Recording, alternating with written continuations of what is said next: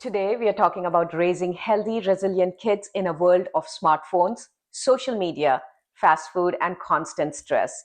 Joining us on Haldi Living with Doctors today is Dr. Neeta Tyagi Jain. Welcome here, Neeta. Thank you. Dr. Neeta Tyagi Jain is a pediatrician who is one of the kindest and friendliest people. With more than 2 decades of experience treating young patients, she's received several awards and recognition as a top pediatrician. But what she really values most is the love of her patients and the trust parents and caregivers place in her. One of the challenges in the day of social media and smartphones is telling children and adults to minimize the use of these devices. Do you have some practical ideas on how we can achieve this? I think children are very unique in the sense that if they see their parents having more time on the social media, slowly they start doing. Then a lot of times we see that for younger children, if they are crying, or if the parents needs a little bit time, they'll give the social media, or they'll give their phone, or like a tablet or any television time to the children. So slowly the social media has become a babysitter for these children, and because it's starting so early, it just becomes a habit. We all know, I'm pretty sure we all struggle at some point or the other. Social media is very addictive, and so little tiny brains, because they are more addictive, they just start using social media. I think so though, for me the big things are, a, when you are with your children, don't use social media yourself, so the children don't see it. You have time after, before, you can do it then. The second thing is, for the children who are in elementary school or the children who are in middle school, have a timer, like 1 hour. 1 hour is really good. For children who are a little bit older, 2 hours, but not more than that. Definitely don't do social media before the children are going to sleep, because a lot of times we have parents who are going to be, let me put a show for half an hour before you go to sleep so that you can calm down. Not a good idea. So do that. And the third thing is, talk to your children about the social medias, pros and cons of it. Everything is not good and everything is not bad too. Social media also has its perks in it. So just be very clear that this is what we would like to do as a family, and this is how much time we are going to be. And then I have some of my parents who shut off the internet after a certain time, so the children cannot be on the social media after a certain time. And always take their phones, if you have children who have phones, and let the phones be outside the rooms and charge them outside, so that they don't have an access. So those are some of the things that you can do for children. I think those are excellent practical tips. And you are right. I mean, we can set a good example ourselves, have that screen-free time where real conversations are happening. What do you have to say about young people? How do they make healthy choices when eating out or ordering food and takeout? So, every child has the Uber Eats app or all those DoorDash apps now on their phones, and all of them have phones. So they are so quick to click and get food from outside. But the few things that you can do is always have, sort of balance your food that you get from outside. Have a carbohydrates, have a protein, and have a vegetable with it, or have a fruit. Like, for example, when you have a Happy Meal, they will ask you whether you want fries with it or whether you want a fruit with it. You can have a burger, but have a fruit with it. If you are going to order from outside where there are a lot of curries, have a curry which doesn't have so much cream in it, so it will be nice addition to, you can enjoy your vegetables, you can enjoy your meat, but just sort of tweak it down a little bit. Don't have a lot of heavy cream based and high fat based food outside. And if you are one of those persons who likes to eat burgers, who likes to eat pizzas, maybe have it with a serving of fruit, or maybe have it with a serving of vegetables. And instead of ordering maybe a Coke or a milkshake or a side of molten cake, as they say, the chocolate cake, maybe just have a serving. Don't order those, and just have water and fruit with you. So when you're balanced, when you're ordering outside, order what you want to. Instead of having a large portion size, have a small portion size, and always club it with something which is healthy: fruits, vegetables, water, something with protein, so like like a yogurt or like cottage cheese, something like that, so that you can balance it out better. No, I think those are very good ideas, and thoughtful eating, even if you're eating out, eating in moderation. All of those are excellent. I mean, nobody is saying that because you have to, at certain point or the other, you will eat, you will order from outside. And now it's getting so much because many of the kids eat outside. Order and eat, but eat in moderation and be conscious eater, as I say. Understand that this is all you're putting in your body. So whatever you are going to put in your body is how your body will work and how your brain will work. So, absolutely. Yeah, that's great. I'll come to a question that's very important to everybody, including me. Sleep is very important for all of us. But why is it so important for children to get their full share of sleep?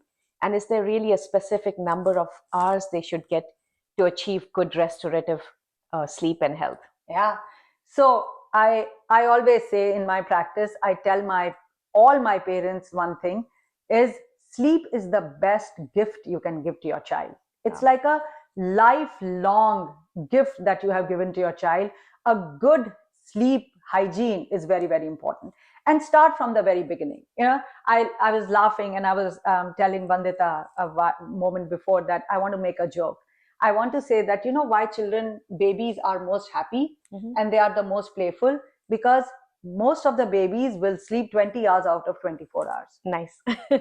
And so sleep is so very important. We are now seeing that in our country, we have an epidemic of ADHD. A lot of times ADHD is not really, the child is not ADHD. We see that these children are not sleeping well. So if you're not sleeping well in children, it affects their behavior.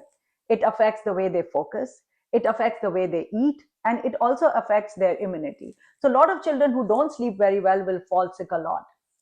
And across the country, if you see, there was a very old data which came out, which said that on average, the children, people in this country sleep for at least like 5 to 6 hours. That's an average. And so when you are sleeping less, it affects also your mental health. And so COVID time was the biggest time we saw that people were, sleeping at strange times, and people started being more awake because they were trying to finish work, or they were just, engaging in the social media, because that's where we saw an uptake of it. And after that, we've seen that the number of people who've had mental health crises, the number of people who can't focus, or they are just miserable, it has increased dramatically. So sleep for me is a very subjective phenomenon. Like, some people are very good just sleeping 4 to 5 hours. They function beautifully. And some people just need 14 hours of sleep also. And then also when they get up, they are like, oh, I just want to sleep a little bit more. But on an average, children during elementary school should sleep anywhere from 10 to 12 hours. Children who are in the middle school, 9 to 10 hours. Children who are in the high school, at least 8 to 9 hours. So these are roughly the time. And of course, adults, get a good 7 to 8 hours of sleep. It's very nice for you, because trust me, a good night's sleep, when you get up in the morning, you are like, wow, the world suddenly feels so much nicer, kinder, and brighter. So sleep is very important. I agree. I mean, that's the reason it's called restorative. All our body restores back to starting on a new day with good, refreshing sleep. So very, very good points. And sleep is also, think of the body as a car, right? Every night you go into a garage. In the garage, the whole servicing of the body happens. So sleep is that time. It's the servicing of your body is happening. Everything is settling down to a baseline level. So that's why sleep is so very important for our body. Yeah, agree. And something to think about is also, if we sleep those number of hours, we will not be eating at night. The binge eating that happens when you're not sleeping and staying awake, that could be. That brings me to another question. What impact do sugary drinks like soda, sport drinks, energy drinks, what impact does it have on teen health, and what are some alternatives for us? My alternative always for drink is water, plain and simple water. And so I'm always of big thing that please drink water as much as you can. And it's not like you just fill your body with water, but have water as your alternative for drink. A lot of times our bodies actually get confused whether we are hungry or we are thirsty. Most of the time we are thirsty and we eat. So that is number one. Sugary drinks, and this is like a battle because most of the drinks in our country have some sugar or the other. So children should be given an alternative of encouraging them to drink more water. All sugar drinks are not good, they are really harmful for the body. And why? Because our body can only digest this much amount of sugar. When you are drinking these sugary drinks, they have this much amount of sugar.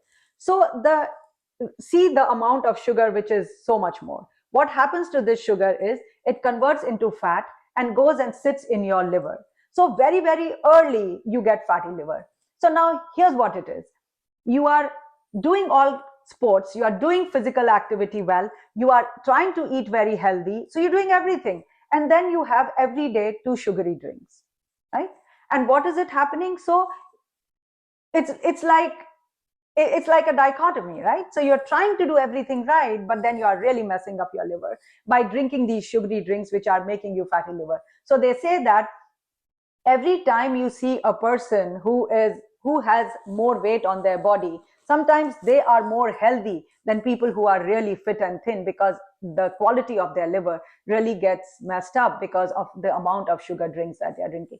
Sugar drinks are also not nice because they cause crash of sugar very early in your body. So they'll go a peak and a crash, because sugar is very quick to digest, and so the moment it digests you have a crash, and it gives you an instant high. Sugar is also extremely addictive. Of all the addictions that you have, sugar addictions are very, very dangerous, because once you just get so much addictive and you don't even know that you are getting addictive to sugar. So for me, always is everything has to be in moderation. You can't just cut down everything, but you can't just keep on having it. And have healthy alternatives, like fruits are good, but instead of fruit juices, just eat them. And so sort of see how you can utilize the same food but in a better way. Yeah, I think those are again excellent points, like having a fruit instead of concentrated juice, especially if it's store bought and has added things, including preservatives or more sugars. Water would be great and refreshing for everybody. That's so true. What are some ways you can help parents and caregivers support their teens in developing a positive body image? That seems to be such a big and relevant topic right now. Yeah, this is such a this is such a relevant topic in every time now, and I think now the times are getting so much more, because the children are so much aware of their bodies. I think social media has a big thing to in this direction, because everybody wants to look like a certain person, and so they will starve, they will not eat, or they will have restrictive eating. And so I think body image is very, very, very important to discuss, because it's not only how you look, but how you feel inside. And I feel like the more I'm seeing is I have a question when I see the children. I have a question: how do you like yourself? How do you think? Are you happy with the body you have? And I'll say that, and it pains to say me that many kids will say, I don't know. They will not say, I love who I am. And so for me, that's very important, because most of our mental health, the way we show up into the world, and the way we think about ourselves and the others, stems from how we feel about ourselves. Physical appearance is, yes, I mean, when you go outside, we as society are also so much about the physical appearance, but it's also how the physical appearance makes you feel inside. I have kids who are in the schools, and in the societies, as they go, they'll be like, oh, you have a little bit more weight on you. And so they feel so small about themselves, because I feel like no child should be made to feel small, depending upon how they look. And I always give this example to the parents, like, if you look at nature, the trees, the flowers, the fruits, they are all different, right? Watermelon is so big, but it's so tasty and it has so much nutritive properties. Mhm. Cherries are so tiny, but they have their own unique flavor, they have their own unique properties. So every person is different. If nature is showing us so much difference, then every person is different and every person should be accepted the way they are, right? Everybody, we are all made different for a reason. And so that is so very important for me. And I also want to say that it starts from parents, it starts from us. We should feel good about ourselves. Yes, we should be healthy, we should not be sick, we should make an effort to be healthy, to inculcate good healthy habits, move physically, eat healthy, sleep on time, so that that can keep us healthy and keep our body in a better shape. But if you are a little bit plump or if you are a little bit thin, that is not a criteria for body image. Body image is not only how you look, but it's so much more important because it makes you feel inside.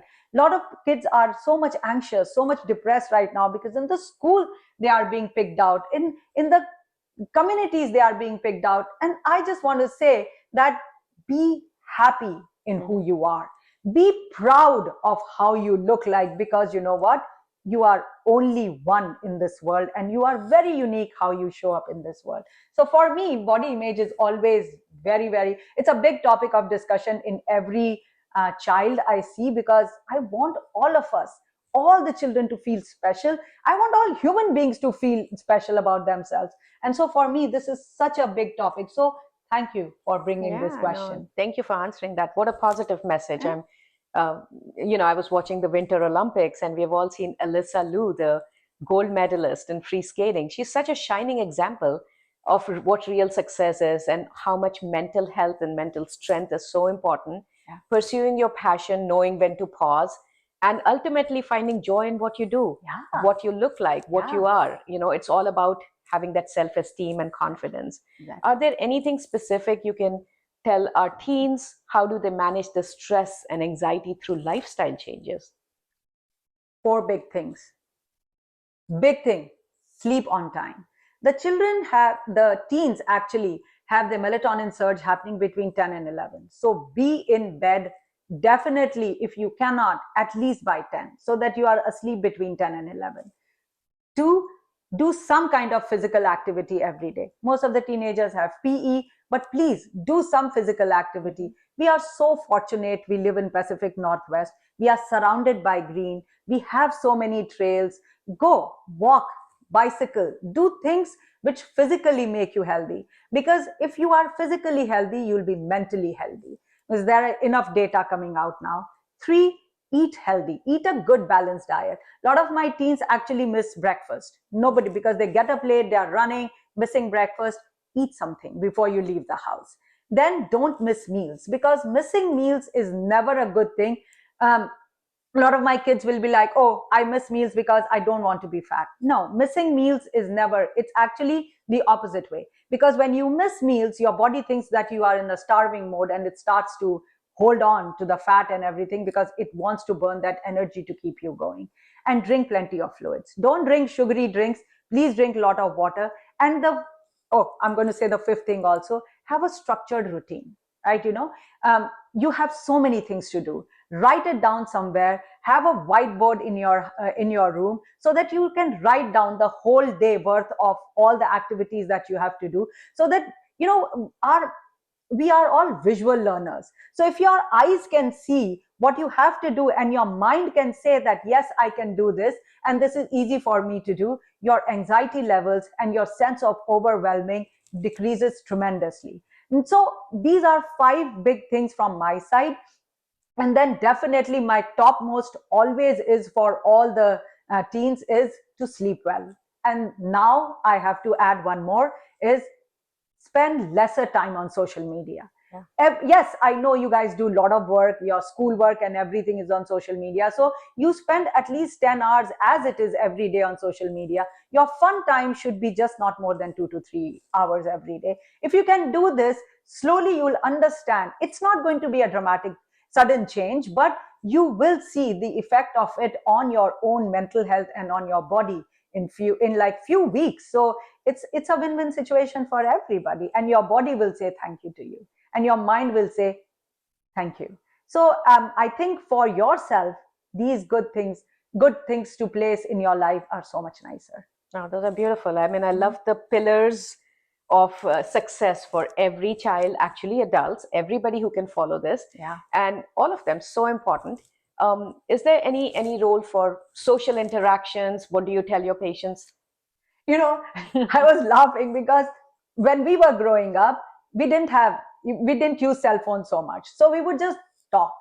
And so I think we have we used to communicate much more, we used to talk much more. But now, and I also have kids, my kids would rather text than talk, and I always say that, why do you guys text so much? Why can't you just pick up the phone and talk? And my girls always say, oh mom, nobody does it right now. And so I realize that the lesser we talk, the more anxious we become, because then we lose the art of communication. We are slowly losing the art of communication. We are slowly losing the art to talk. And so what it's reflecting us is in big social anxieties. I have so many kids who I have so much social anxieties that they cannot sit through the school the whole time. So my big thing is, keep the phone and down and talk. And in our family, we used to have a rule, and we still have it. My kids are grown up now. When we go out to a restaurant or something, we'll put our phone in between and we'll just talk. We never are on the phone. We'll just talk. At home also, we have this thing that on the dining table, all the phones are off. We all talk. And that's how I get to know about what's happening in my kids' life. That's how I get to know about, what's happening in my life, because when we talk, I voice it out. So I feel like the screen-free time is so important. I know it's very difficult because we have so many things to do on the screen, but this is my request. If one thing that gets out of here is, keep your phones away, keep your screen times away, and just talk to each other, and you will understand that suddenly relationships have a new meaning, and everybody is so much more happier when they communicate with each other or when they talk to each other without the screen time. I think that's a beautiful message to everybody. You're right. Screen free, limit your time, have real conversations. Yeah. Let me ask you, Neeta, share with us, what is your life mantra? My life mantra is very small. I have been given these 24 days, 24 hours, and I want to make the best of it. I have lived on this, and my father said this to me very many years ago, and I live with this dictum every single day. The way you come into the world and the way you go is not in your hand, but the time in between is in your hand, and make the best of it. Do always things for others, because when you do things for others, it gives you so much joy that it just fills your cup. And so I live on this mantra that every day I have these 24 hours, and I will do the very best I can, because I don't know if tomorrow is in my hands or not. That's beautiful. That is why I call you one of the kindest people I've met. Shall we do some fact or myth questions? Oh yeah, let's go. Okay. Let's go. So, Neeta, marijuana is harmless because it is natural. Myth. Such a big myth. Marijuana can be addictive. It also, now we know that it causes dementia. And for all the boys and the men who smoke so much marijuana, now we have data that it causes erectile dysfunction. So for me, marijuana is very harmful. So yes, big myth. Junk food doesn't harm you when you're young. Remember, the first thing is junk. So how can junk not harm, right? So I feel junk food at any stage will harm you. Yeah, all the ultra processed foods. All the ultra processed right? Food. So it's such a big myth. Alcohol affects teen brains differently. Such a big myth. Alcohol affects the brain, period, for any age. And the younger you are, the worse it is, because your brain is a developing brain. Now we know that consumption of alcohol, if you start drinking alcohol very early, you will have alcohol addiction. Second thing is that it causes the brain volume to decrease. Another thing what happens is that the dendritic connection or the communicative pathways in the brain are affected by alcohol. So the way your brain responds to situations is very different when you have alcohol, especially in the teen brain, because your hippocampus and amygdala is very bigger than your frontal cortex. So again, if you start drink alcohol, the way you respond is very, very different how the adult brain responds. And over a period of time, alcohol causes atrophy of the brain. So we have something called Wernicke-Korsakoff syndrome, and it is like, it's called alcohol dementia. So you actually can start behaving like a demented person because of alcohol. So alcohol, for me, for a teenage, for anybody, especially for teens, no, it's never. And as an adult medicine, internal medicine specialist, I see them at that other end of the spectrum and see all what you're saying with the dementia and the ill effects. What about skipping sleep on weekdays can be fixed by sleeping extra on weekends? Have you ever thought about it, that not eating food one day, you can compensate so much by eating the other day? Doesn't work, right? Because tummy is this much only. So that's why our capacity to sleep is that much. So we can't be like sleeping for 2 hours every day and sleep for 24 hours over the weekend. Doesn't work.